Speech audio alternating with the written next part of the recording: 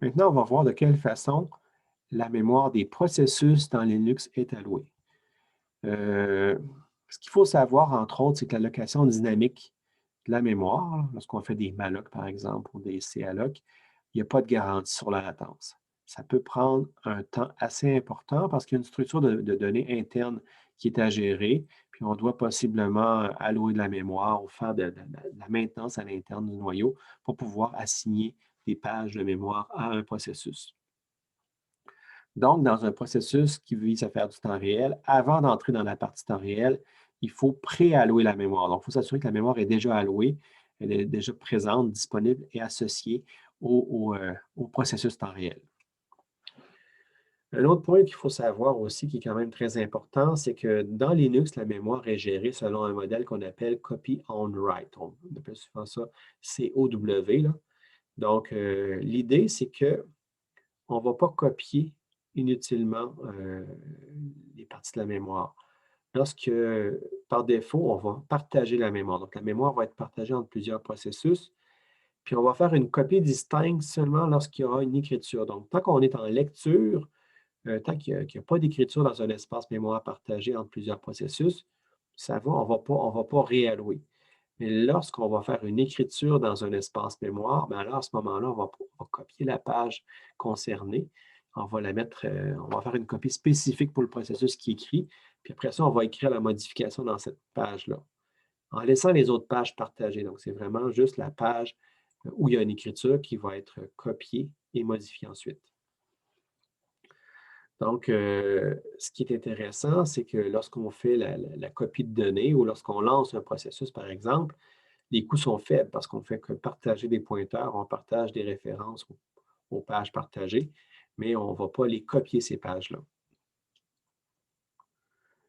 Cependant, lorsqu'on écrit, lorsqu'on fait un write dans un espace mémoire partagé comme ça, bien, le premier write où on implique de faire un copy on write, où on doit faire une copie, peut être long, peut être très long même parce qu'on doit copier l'ensemble de la page dans un autre espace, dans une autre page qu'on va allouer, puis ensuite, on va pouvoir travailler dedans. Donc, ça implique quand même une variabilité dans les accès, surtout les accès où on fait des écritures. Donc, dans un système temps réel, on veut éliminer ces délais-là. On ne veut pas que ça se produise, ou du moins, on veut faire en sorte que ce soit le moins fréquent possible. Donc, pour pouvoir arriver à gérer ça, on peut utiliser la fonction mloc. C'est une fonction qui fait plusieurs choses. On va la voir plus loin dans la présentation d'aujourd'hui, pas dans cette capsule-ci, mais dans une des capsules qui s'en vient, pour pouvoir gérer ça. Donc, l'intérêt du copy on write dans Linux, c'est quand même quelque chose qui est très efficace. Ça rend l'exécution globalement très rapide. Ça évite de faire des copies inutiles. Euh, Dans le fond, lorsqu'on fait un appel à la fonction fork, ça ne coûte pas grand-chose en termes de copier la mémoire. Donc, j'avais parlé un peu il y a quelques semaines de dire, bien, lorsqu'on fait un fork, dans le fond, on copie le processus, puis après ça, on peut le modifier en faisant un exec. Mais ça peut paraître inefficace, mais avec un mécanisme de copy on write, c'est quand même, ça démontre que ce n'est pas inefficace du tout. Parce que dans le fond, on ne copie pas. Le fork va juste faire en sorte qu'on va partager l'espace mémoire. C'est lorsqu'on va écrire dans cet espace mémoire-là que ça va coûter plus cher. Puis là, entre autres, l'exec qu'on fait après un fork, lui, il va impliquer de retirer les références à la mémoire partagée et de réallouer de nouveaux espaces mémoire pour le nouveau processus qui est exécuté.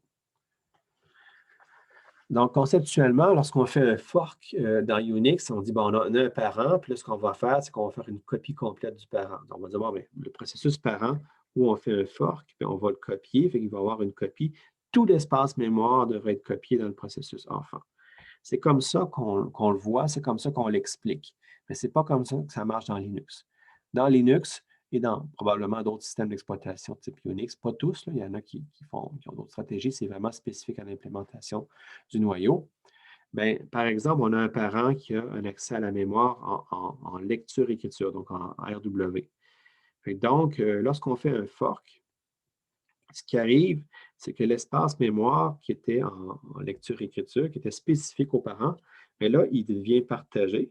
Puis là, le parent et l'enfant ont un accès en lecture uniquement.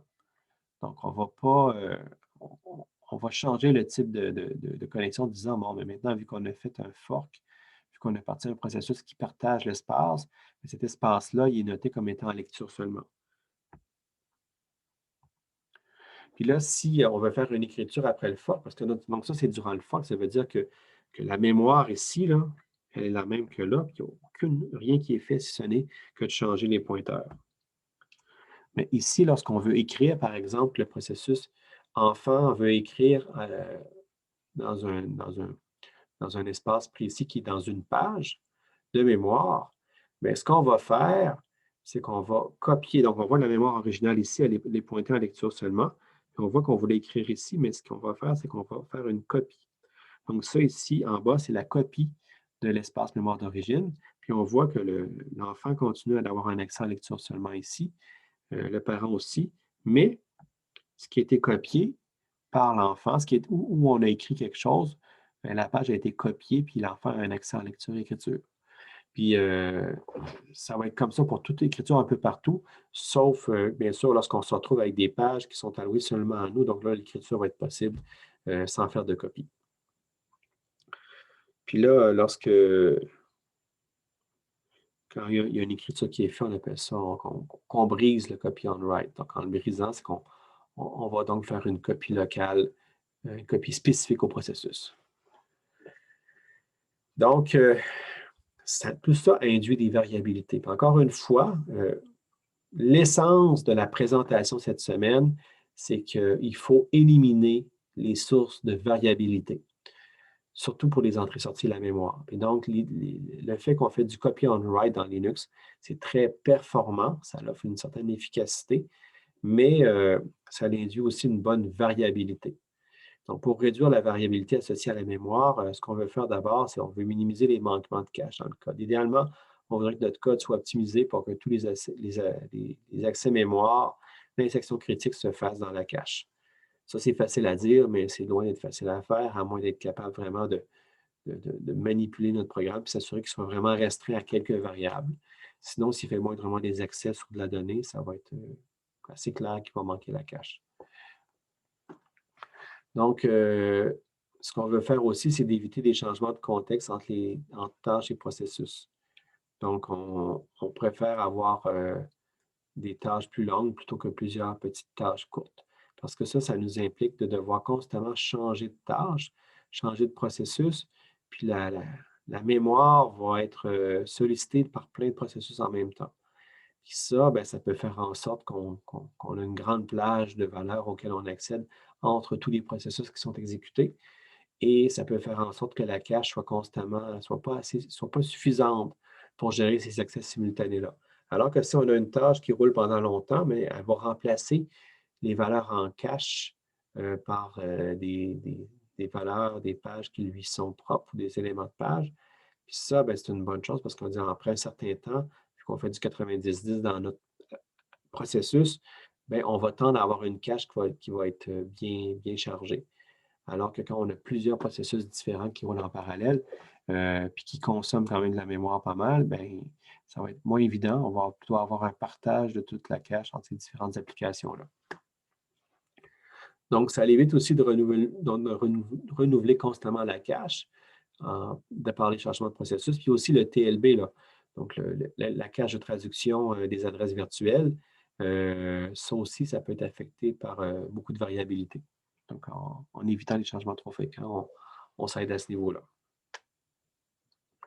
Aussi, ce qu'on veut faire, et c'est quand même important, c'est qu'on veut désactiver l'utilisation du disque dur dans la mémoire virtuelle.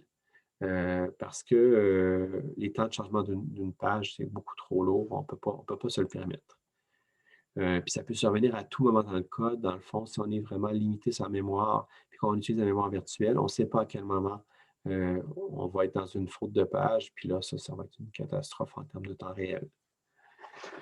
Donc, une fonction vraiment utile dans Linux, c'est la fonction mlock, avec toutes les fonctions compagnonnes. Donc, tu as munlock, mlockall, munlockout. Donc, mlock, munlock, ça permet de débloquer ou bloquer une plage mémoire en mémoire vive. Ça veut dire que lorsqu'on lui donne une certaine plage mémoire avec mlock, elle va être bloquée en mémoire vive à un certain endroit. Puis le mlock all ou munlock all, on va bloquer ou débloquer tout l'espace mémoire du processus actuel en mémoire vive. Donc, on peut bloquer tout l'espace directement. Ça se fait avec un mlock all. Il y a des flags, cependant, à préciser. MCL current va dire si on bloque l'espace actuel du processus. MCL future, si on bloque l'espace à venir. Donc, dans le fond, ce qu'on a, on ne le bloque pas, mais ce qui s'en vient, on va le bloquer. Puis lorsqu'on fait les deux ensemble, on fait les deux drapeaux, bien là, c'est l'espace actuel et futur qui est bloqué comme ça. Ce qu'il faut comprendre aussi, c'est que l'état de blocage n'est pas hérité par les processus enfants. Donc, lorsqu'on fait un fork dans un programme où il y a un mlock, l'enfant ne va pas nécessairement l'avoir. Ça, il faut l'avoir en tête. Puis aussi, il faut savoir que par défaut, la quantité de mémoire qui peut être bloquée est limitée. Typiquement, on parle de 60 K, 64 K. Donc, vous pouvez voir la limite dans le Raspberry Pi avec cette commande-là, ulimit-L. Puis, ça va vous dire c'est quoi la taille. On peut modifier cette limite-là avec la fonction SETR limit. Ça requiert des privilèges administrateurs, des modifications permissions pour ce faire. C'est une solution pour cas simple, sans restriction de sécurité, c'est d'exécuter des programmes avec le sudo.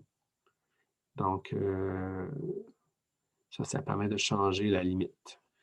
Ce n'est pas nécessairement une bonne pratique dans des systèmes managés avec plusieurs utilisateurs, mais lorsqu'on est tout seul sur notre système embarqué, puis on sait qu'on ne peut pas se connecter sans avoir les accès de base, bien, ça peut être correct. Puis l'appel à mlock puis mlock all bloque tant que toutes les pages spécifiées ne sont pas chargées en mémoire. Donc, c'est quand même important de voir ici que lorsqu'on appelle ça, ça peut prendre du temps, mais on fait ça avant d'être dans la section temps réel. Puis lorsqu'on tombe dans la section temps réel, puis on a bien bloqué les bonnes pages, puis qu'on y accède, bien, on va avoir quand même une certaine garantie que ça n'ira pas dans la mémoire virtuelle, ça ne va pas sur le disque dur avec la mémoire virtuelle.